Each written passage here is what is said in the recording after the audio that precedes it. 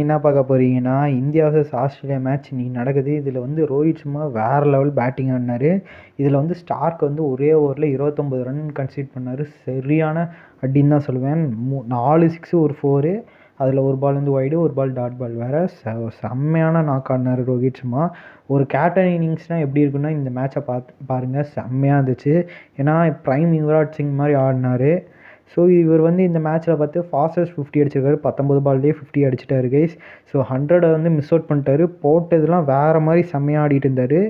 So செம்மையாக இருந்துச்சு ஒரு பேட்டிங்கை பார்க்க. ஸோ ஹைலைட்ஸ் பாருங்க கைஸ், செம்மையாக இருந்தது. ஏன்னா எடுத்தோடனே வந்து அட்டாக்கிங் இன்னிங்ஸ் ஆட்ட தான் ஆடிட்டு இருந்தாங்க. 2 ஓப்பனர்ஸும். கோலி ஃபாஸ்ட்டாகவே அவுட் ஆனாலும் ரோஹித் சர்மா அந்த இடத்துல வந்து இன்னிங்ஸ் பில்ட் பண்ணி எடுத்துகிட்டு போயிருந்தார். ஸோ இவர் பார்த்தீங்கன்னா பிரைம் யுவராஜ் சிங் மாதிரி தான் ஆடிருக்காரு. யுவராஜ் சிங் இதே மாதிரி தான் செமிஃபைனல்ஸில் அடித்தார். அதுவும் 30 பாலில் 70 ரன் அது மாதிரி அடித்தார். ரோஹித் சர்மாவும் செம்மையான நாக் ஆடினார். அவரும் அந்த லெஸ் தென் 30 பால்ஸில் வந்து 224 ஸ்ட்ரைக் ரேட் வச்சுருக்காரு. யுவராஜ் சிங்கோட கம்மினாலும் ஆனால் வேறு லெவல் நாக்கு தான் சொல்லுவேன். ஒரு கரெக்டான சுச்சுவேஷனில் தான் செம்மையான நாக் ஆடி கொடுத்துருக்காங்க. ஸோ இப்போ ஆஸ்திரேலியன்ஸ் வந்து இதே மாதிரி தான் பேட்டிங்கும் பயங்கரமாக தான் இருக்கும். ஸோ நம்ம பிளேயர்ஸ் வந்து அதை டக்குன்னு விக்கெட்ஸ் எடுத்தால் தான் நம்ம கேமுக்குள்ளே வர முடியும். இல்லைனா டெத் ஓவர்ஸில் வந்துட்டு ஒரு 4 ரன்ஸ் வித்தியாசத்தில் கூட ஜெயிக்க வாய்ப்புகள் இருக்கும்னு நினைக்கிறேன். டெத் ஓவர்ஸில் இழுத்து பிடிச்சி போட்டாலும் போதும் அப்படின்னு தான் சொல்லுவேன். ஸோ பார்ப்போம் என்ன நடக்க போகுது இந்த மேட்சஸில்.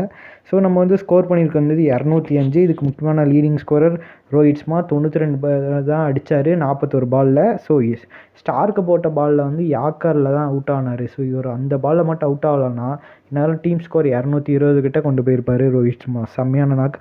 ஸோ பேட்டிங்கில் பார்த்தீங்கன்னா ரோஹித் சர்மா 92. அதுக்கப்புறம் கோலி வந்து 0 அடிக்கவே இல்லை கைஸ். சிங்கிளில் டக் அவுட் ஆகிட்டார். அடுத்து பார்த்தீங்கன்னா ரிஷப் பண்ட் 15. அதுக்கப்புறம் ஸ்கை 31. ஸ்கைக்கும் செம்ம பேட்டிங் தான் சொல்லுவேன். ஏன்னா 16 பாலில் 31 ரன் அடிச்சிருக்காரு. அவரும் நல்ல பேட்டிங் பண்ணார்.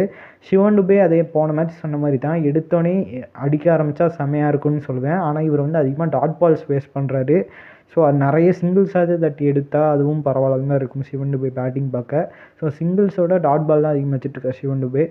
அது மட்டும் கம்மி பண்ணால் செம்மையாக இருக்கும் சிவன் டுபே பேட்டிங்கும். ஹர்திக் பாண்டியா அவரும் செமையான நாக்கு தான் ஆனார்.